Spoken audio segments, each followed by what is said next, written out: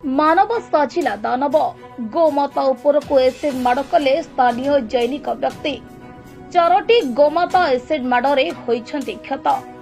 एभली एक लोमहर्षणकारी घटना घटी गांधीनगर निकटस्थ मारुति विहार तृतीय साहि। उक्त साहि बासिंदा एम रामकृष्ण राव पालन करिसेंति 7 ରୁ 8ଟି गाई बाछुरी। समानंकु नि एक फार्म मध्य करिसेंति। दैनंदिन परि सबुबले नियमित जेपरि जत्न नेबा कथा सबु से नियंती। तेबे गत रविवार दिन गोटिए गाईर शरीर में क्षत होइतिबा प्रथमे देखिथिले।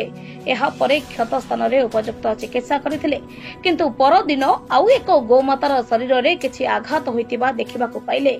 एही परि 4टी गोमाता उपरकू एसिड माड़ होइतिबा जानिबाकू पाइ उक्त घटना नै गुरुवार स्थानीय टाउन थाना रे श्री राव लिखित भावे अभियोग करिसेंति। तेबे घटना को पुलिस गुरुतर सह नै तदंत करुथबा सूचना मिलिछि। तेबे घटना को गुरुतर सह नै तदंत करुथबा सूचना मिलिछि।